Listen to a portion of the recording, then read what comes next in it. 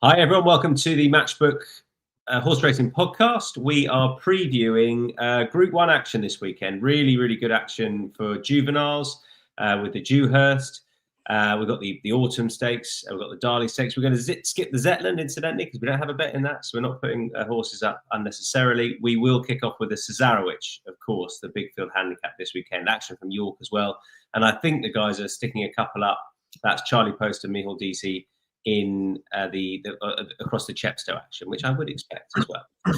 So welcome along, everyone. A reminder to like, follow, and subscribe wherever you're listening or watching. Best no-cost way of supporting all of our content.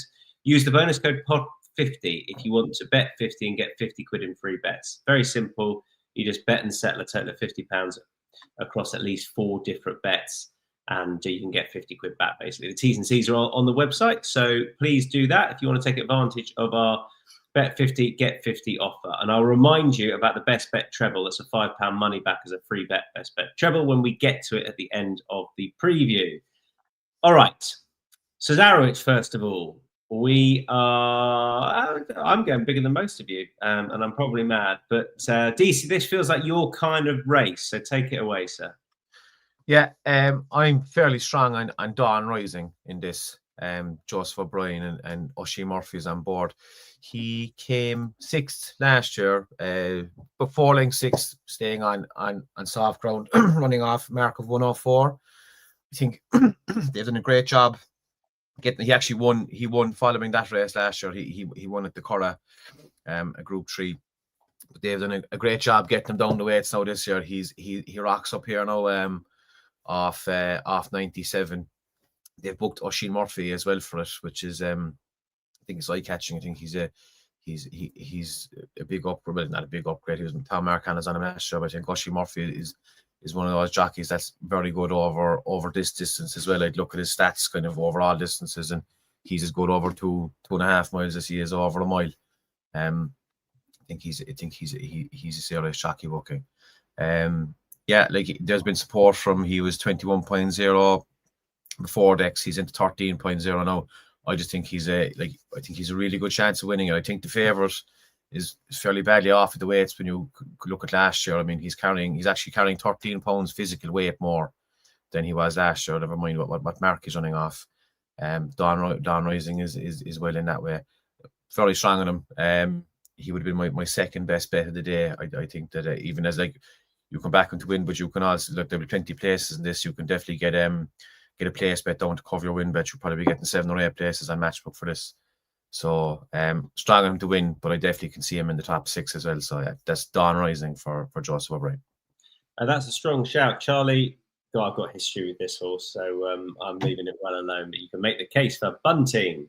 Yeah, I mean, so I've history too, and so it's probably absolute madness. This, I mean, I think I had him backed at 50 to 1 for the county hurdle, and then he ran in the Coral Cup, which was great. I mean, and ran poorly. I think that's good history. Pardon? That's good history. That's good history. Yeah, exactly. Bad history for me. He was Coral Cup as well. So he was really well backed for the Coral Cup coming up to it, and he drifted on the day. He was a big gamble for it. I know. And then I was with him in the Scottish Champion Hurdle, and that didn't work out either. Snap. So I decided I'm going to go with him again. He is unexposed on the flat. You know, he's obviously top connections. William Buick's been booked to ride him, and the run at Leopardstown, I thought on his latest start was eye catching. He finished 5th there, but he was staying on very well over a mile 5. He looked for all the world like this setup, 2 mile 2, patiently ridden, will suit him really well. You know, and it's I think it's probably last chance saloon for me and Bunting, but I am at a 9.0. I'm going to go in again. I mean, and then there was I actually even looked at Winter Fog, but I just couldn't buy him. I couldn't convince myself an 11-year-old could win the CESAREWITCH on its 4th flat start or something like that. So that was too crazy for me. So Bunting 9.0. Have you know what I've tipped? No, I haven't seen. Winter Fog. Actually, have you seriously? I nearly put it up, and then I was like, "This is crazy." But wait for it. Not only do I think an 11-year-old can win it, but I've gone completely batshit because I'm also tipping a 12-year-old. Brilliant. So, let's start with Winter Fog then. And the Shunter won it a couple of years ago as a 10-year-old. Do you remember when Stratum won this? And I remember being in the studio with Dave Neverson, and he went, "For fuck's sake, we've let a Willie Mullins horse in the CESAREWITCH go off at 26.0 or whatever it was." I quite like with Winterfog that he's not raced much on the level. Like, I think that's the angle in. So it's a lightly raced flat horse. Won his last start. I know he's 11, but I don't know. I'm just gonna move away from that. He's got plenty of ability based upon his rating over jumps, 150 plus. Lines up here off 85, but based upon, I know there's not a direct correlation, but this distance, you're going to want to stay a strong intermediate trip over jumps, and he ran in the Grade 1 at Punchestown when he was 7.5 lengths by Tiupu. Probably didn't get home, to be fair, but that was over 3. So I don't want him to go on back to 21.0. And the other one is Seddon, who's just got an air of the shunter about him for me. He was meant to have a run, and then he was taken out on the ground. So I presume that was a prep run for this, but hey ho, he didn't line up. He's got a good record fresh. He's 12. He's got a hood on for the first time. I obviously to help him settle on the flat off the back of a bit of a break. But again, a good horse over obstacles, over the right sort of trip if you're coming back to this distance on the flat. And yeah, he just had echoes of the shunter for me. So I thought he was worth a bet given he's 51.0 with the very capable Patrick Beghettigan on board. So those are my two for it: 11-year-old and a 12-year-old. Completely mad. All right. 115 to Darley Stakes. Got 3 different horses going up here. Come straight back at you, Charlie. Yeah, First Conquest. I put up. He's only had the two starts on the turf this season. His latest run when he was 4th at Haydock was a good effort. I think the horse in 3rd, Ahmed Al-Jani's, then ran in a Grade 1 at Woodbine, won a Grade 3, and then ran in a Grade 1 at Woodbine on his latest start. And I think that was a tidy race for the level. He was conceding a penalty that day, First Conquest, and now because of the time since that Group 3 win, he doesn't have the penalty to carry. And I thought that might just be enough to swing the tables in his favour against the favourite Damiasus. But it wouldn't be a massively strong shout, this one for me. But First Conquest without the penalty, I thought was the value in the race. All right, that's First Conquest. I've got a strong enough opinion, so I'll jump in, and that's with Gladius, who I tipped up at York last time in the was the race last time? I think it was Australian. So anyway, and I felt that he probably didn't get home given how the race was run and where he was positioned. He's won over the trip before. I quite like his form. I think he's got bag loads of ability. But just last time, York, if you are on a wing going around that bend, it can be a pretty lonely, wide track. And I just thought he saw too much daylight, still travelled like he could go and win it, and then was just run out of it late on. I think this track will suit more, and the ground will be spot on. And I think that he'll be sort of up in the van at a track that's going to suit a little bit better. So I think there's a chance that he could turn out the best horse in the race, to be honest. And obviously, First Conquest is rated a good bit higher, but he's got a penalty. So, or he's older, isn't he? So that's why he's carrying more weight. So, yeah, I had it on Gladius. I think might just be better than Demesis. So I thought he should be a bit shorter. So Gladius for me. Dees. Yeah, I agree with you about Gladius. Everything you said there is kind of in my notes, but I've gone for one at a bigger price. I just think he's the wrong price. I think Mr. Riz is available there, 13.0. I think that's far too big. And if you dig into his form, like on his first run, his first run ever, he was beaten a length by Fifth Column, who went on to win the Ayrshire Cup in the next race. He had a little slight, he had kind of a confidence booster at Doncaster, long odds on, won fine.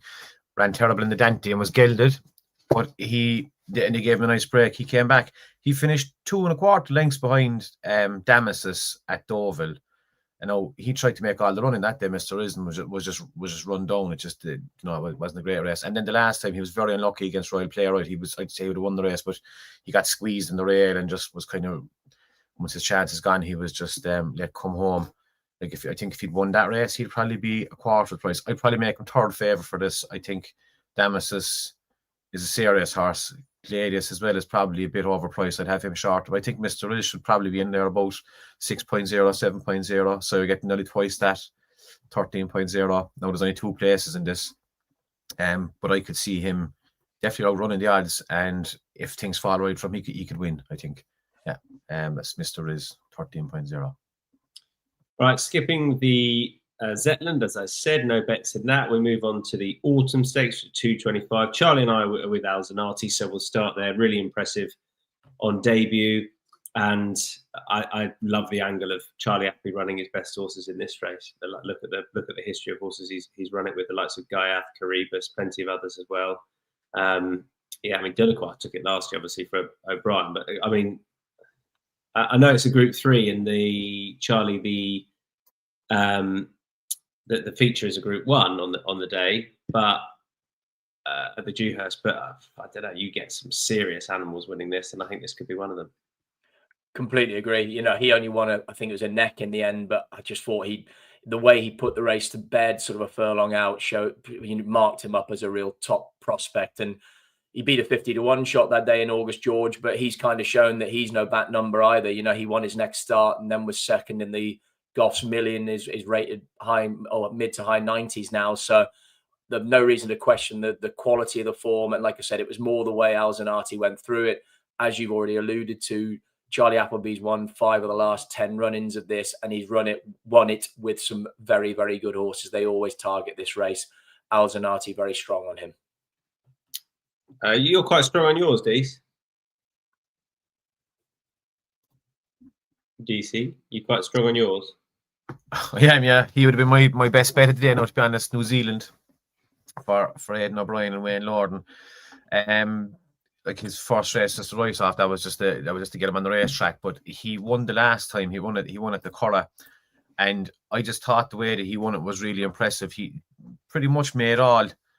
He was out in front on his own, I'd say, from 4 furlongs out, and it's just a typical like a real Aidan O'Brien front. He just ground him into submission. There was, a few horses were having to go. They faded out. No, he only won by nose. Isaac Newton came flying over the top and was just beaten on the line. But Isaac Newton is a fair horse who was entered in the Racing Post Trophy. The horse that came third was only beaten halfling. Action won next time up at Galway. I think he won twice since. He was beaten a length and a half by Bo Echo last week at Newmarket in the Royal Lodge. So I think there's some depth to that form. I just really like the way that he won it, though. He just stayed out in front, is iron tough. I think he's a good horse, and it was between him and Zavateri for me. So I'm going to put up New Zealand to win, and I'd say do the reverse forecast on the two of them, because I think they're probably a bit ahead of the rest of them, Al Zanati and New Zealand. So I'd have to do a reverse forecast on the two of them to be first and second. All right, New Zealand 8.0, New Zealand Al Zanati reverse forecast. Al Zanati for Charlie and I. Cue something completely random winning it.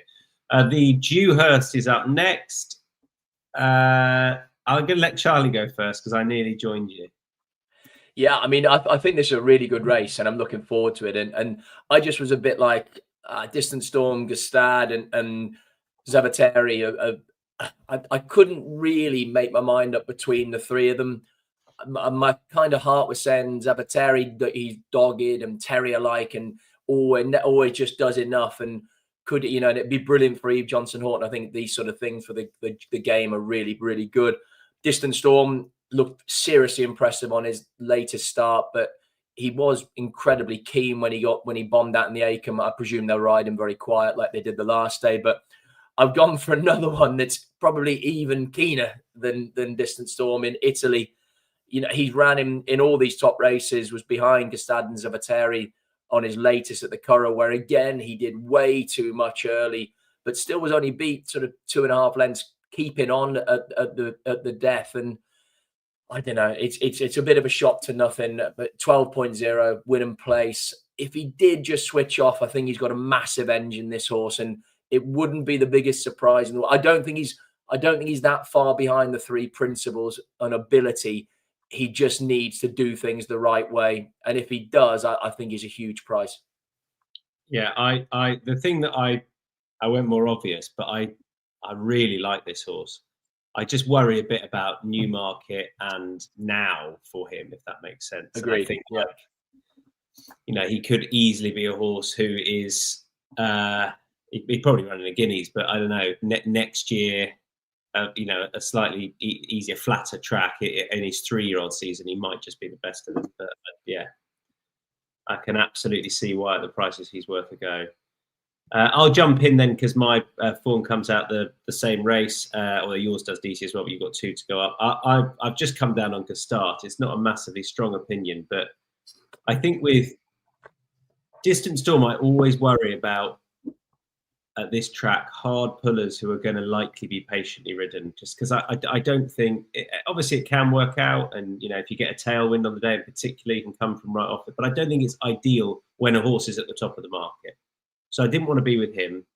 For all, I was mega impressed last time, and I'm not too worried about him getting beaten at York because, Charlie Appley had his Guineas winner beaten in that race last year. So I'm not too worried about that. It's just more this track for him off the back of how they rode him last time. I know it's at the same course, but it's just a slightly different kettle of fish in a Group 1. So I just kept looking at Gestard and Zavateri and just thinking Gestard will come out on top. And I know that's been Zavateri's thing all year, that he's been perennially underestimated. But and he was good last time. I just thought he got a smoother run at Gestard, who then battled back on the line. And I thought a head doesn't quite do it justice. I mean, it could have been a nose. And actually, Gestard, if he'd have had his head fully out, he could have been in front. So I think I expected Soumillon, O'Brien and Coolmore's Gestard to be more than half a point shorter than Zavateri, and he's not. So it's the Dewhurst, and I'll have him backed for those reasons I've said, but not a very strong opinion. Dees. I really like Zavateri. I think that he's just, like as you said, he's proved it out wrong in every single race he's running. I thought that was great the last day at the Curragh. Like I thought he was strong at the line. I thought he was a worthy winner of that race. And out of the three of them at the top of the market, I think he's the most solid. I can see Stad running in the Commonwealth Cup next year. I don't think he'll ever make a miler. I think he's a speed horse. And Italy, I can see Italy placing in the Derby next year. I think he's probably he out of the two of them in here, he's the better horse. Out of the shorties, I like Zavateri. I think he's well worth a win bet at 4.33. And like you might get it bigger because the people are going to back Aidan O'Brien's horse and Distant Storm, so he might drift, might get a bit of a bigger price. One I wanted to put up as well was at a big price was Alparslan, Carl Burke's horse. Won on debut there at the start of August by 5 lengths. Now he opened 9.0, went off 15.0, so they obviously weren't expecting nothing, but he absolutely bolted up. He beat Harry Charlton horse that Colin Keane had travelled over to ride in Leicester at short odds, just over 1.5. And Alparslan, just the way he just absolutely demolished him. Watched the race, very impressive. And then he went over to Ireland and ran in the Super Auction Sales race, 135 grand race, won that by 3.5 lengths. Again, bolted up. Great campaigning by them. Like they've picked up a fair bit of money there now already just from 2 races. But he's in here now. He's 14.0. Like he's obviously a group horse. He's obviously a top class horse from what he's done the last 2 runs. Carl Burke and Clifford Lee in probably unfashionable colours. Like I think he's definitely overpriced. And I'd put him in the could be anything bracket. So I think at 15.0 he's well worth a small win place bet in this, because I said there's a lot more to come from him.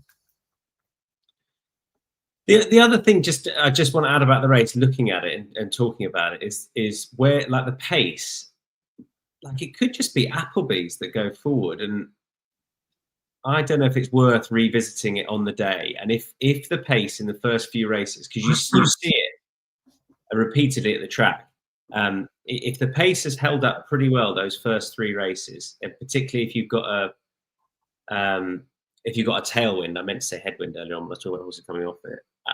I think you could easily get one of those backed as well, one of Saba Desert and Pacific Avenue, because one of those is going to kick on, right, to try and get Distant Storm into the race. That's why surely he's running 2 extra horses. Is that the expectation?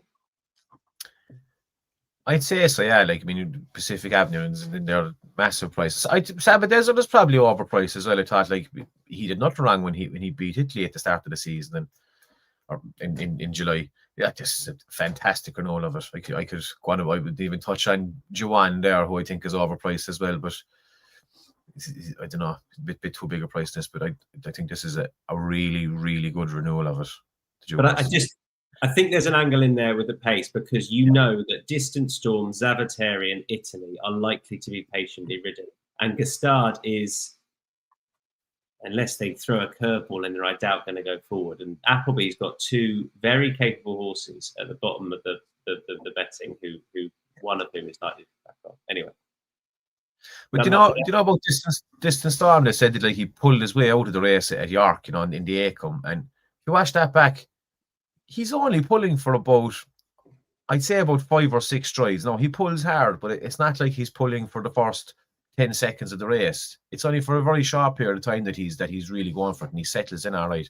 I thought he was beaten fair and square that day, and I know he came from the best maiden ever in July. But I mean, even the last race, no, it was a soft enough race to be winning at Newmarket to be and to be rocking up here, then to be, the price he is. Like, I think there's an awful lot of hype built into his price.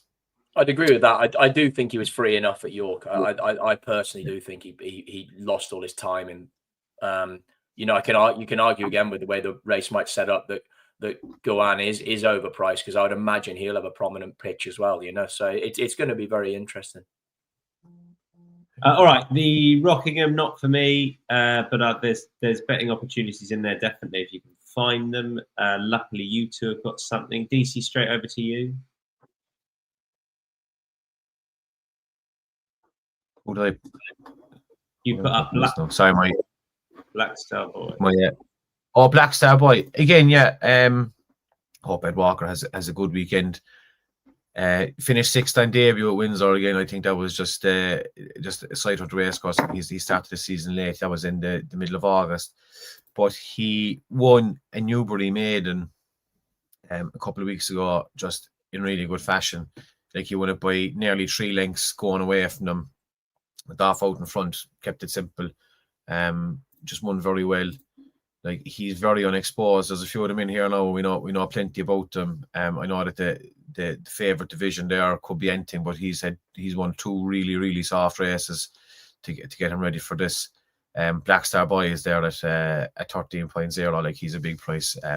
Just a win place bet. I think it's a fair jump up to go from a Newbury maiden into a listed race at York, so they must think he's good.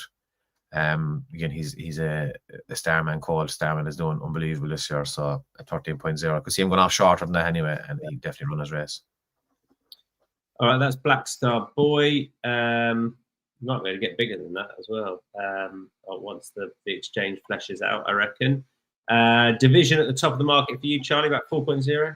Yeah, I mean, for the same reasons as Dees, we're just taking a different perspective on it. Like, I think a lot of these are exposed for all that they have been running a higher level. There's plenty of listed and group form in there, but we know where we're at with a lot of them. I wanted to be with something that had more potential upside, and I thought Division looked that way. He's an £800,000 yearling. Not that means anything, but he's been brought along steadily. And the latest run, yeah, we can say it's a weak race, but it was a Yarmouth novice. He conceded a penalty to a horse of George Bowie's, Shahik, that then went up to Newcastle and won quite tidily on his next start. So I think the form is okay.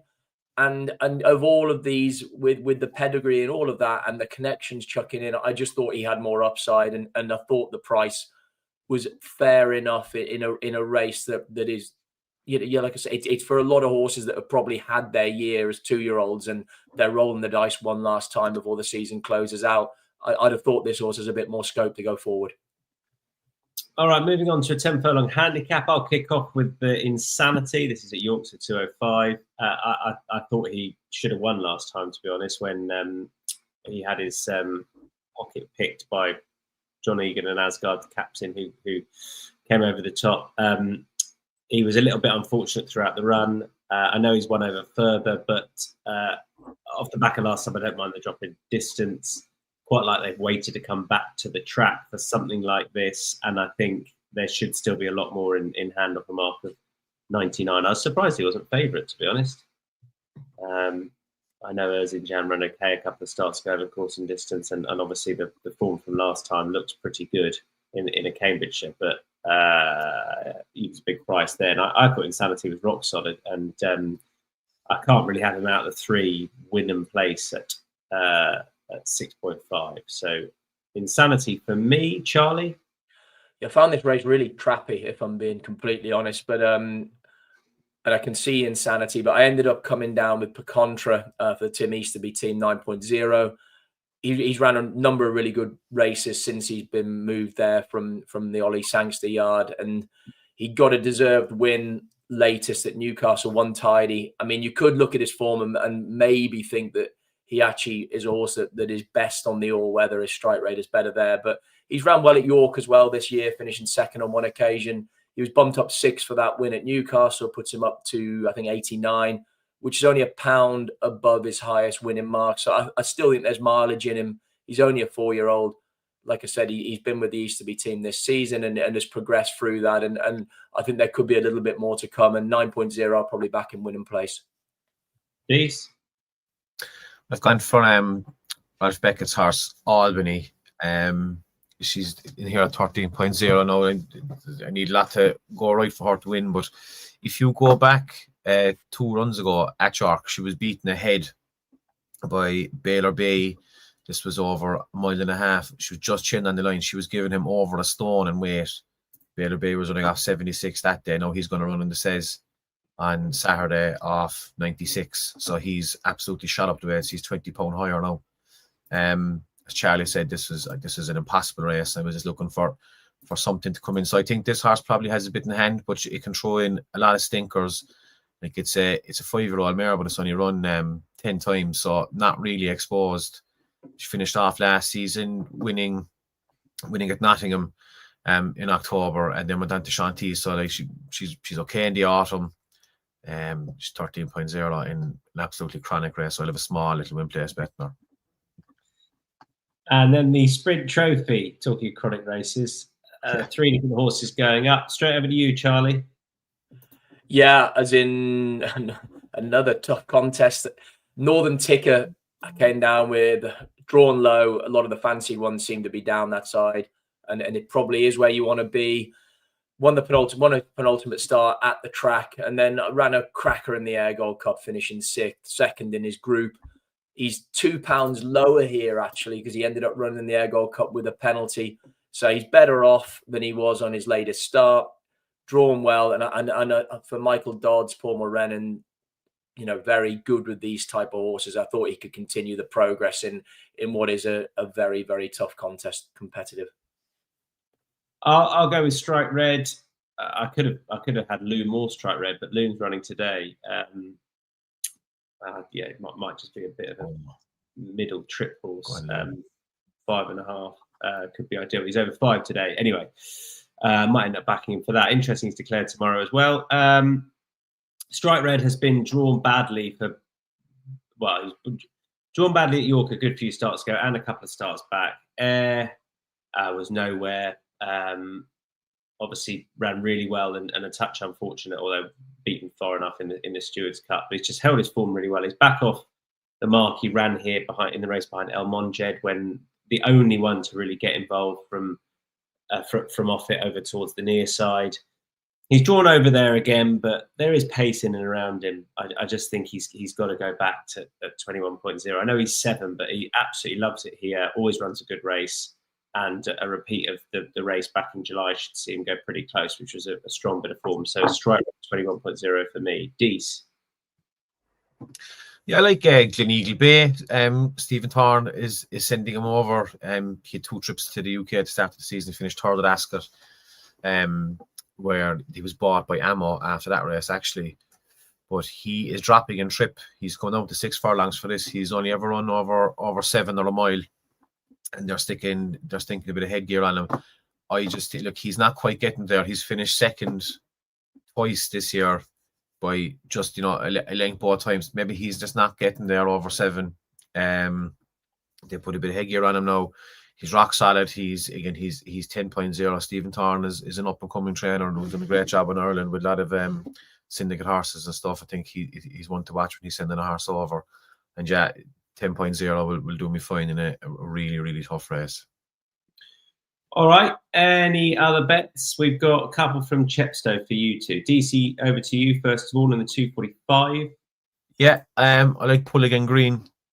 He's had a really good summer. I think he's probably he might just be a summer horse, good grown horse. Won twice. He won at Worcester and he won at Market Race there in July. Another handicap chase. Now he's gone up. He's gone up 8 pounds since the start of the summer. But again, look, he is race fit. The ground will be fine here. It's not going to be sticky ground. And again, look, he's a nice enough price. What price? He's priced him in there. He's 11.0. I just think, look, he's in good form. He race fit. Not a lot of these are going to be race fit. A lot of these are going to be starting off their season. He's coming here ready to go. And at 11.0, I think that's a decent price for a horse. Will definitely be in the frame. And Charlie in the 520 at Chepstow. 320, mate. In the Silver Trophy, Royal Infantry for me. Sorry, completely done me. Sorry. No, 320 for me. Royal Infantry. Dan Skelton. Of course, he started the year off in really good form. Quite a selective approach. I think he, had a heap of runners at Uttoxeter and Kelso last weekend where there was decent prize money, and he's going to target this Chepstow meeting strongly while he tries to sort of ward off Willie Mullins, which reading during the week is going to be every bit as tough this year with him targeting more races over here. But Royal Infantry had a good novice hurdle season, ran the Grade 1 at Aintree, finished I think 5th there, and then was second to a Willie Mullins horse in a listed hurdle at Perth on his last start. He could easily have gone chasing. They've stayed over hurdles, which suggests they think the mark is workable of 136. And yeah, he's an unexposed second season hurdler, which is the sort of horse you want for this race, the Silver Trophy at Chepstow. And yeah, I was pretty sweet on him. All right, no lays. Dees, the way you were talking, I thought Distant Storm for the Dewhurst, you might be all out against at 3.0, but not laying officially. I don't like laying at that kind of price. I'd lay him if he was close to evens or odds on, but 3.0 is, especially look, Charlie Appleby and Newmarket. Like Charlie Appleby could win all the races at this meeting, as I probably will have a cheeky fourfold and his horses in the first 4 races there, because no one would be surprised if it happened. Absolutely no one. No, I hear you. It tends to be pretty good at Flat Racing HQ. All right, Match for Zero Long Shot goes live an hour before each race. You're most likely to get best odds because there's zero margin, zero commission, and it's an exchange price originally anyway. And mine is Seddon at 51.0. Go on the 12-year-old. DC? Dawn Rising in the CESAREWITCH. Charlie? I'm going with your horse, Stripe Red, and the 3:15 at York. He's won 2 of the last 3 run-ins as well. So this race, this is the time, and the mark's good. Good man, like that. Right, £5 money back special. These are our best bets. You've got to put these in a treble, put a fiver on it. If it wins, you're going to be doing well because you've got, 6.5, 15.0, 4.0 the prices. That would be really nice. So do it because it's risk-free. If it doesn't cop, then you get your £5 back. Simple as that. Mine's Insanity in the 10 furlong handicap at York, 205. DC? Dawn Rising in the CESAREWITCH. And Charlie? Al Zanati in the Autumn Stakes. Good stuff. Thanks, everyone. We're back again next week for a Champions Day preview. It could be coming Thursday or Friday, so check that out on socials. Looking forward to that. But hopefully we found you some winners this weekend at Newmarket and York and Chepstow as well. Whisper it, but the jumps is steadily coming back. We'll see you again soon. Bye-bye.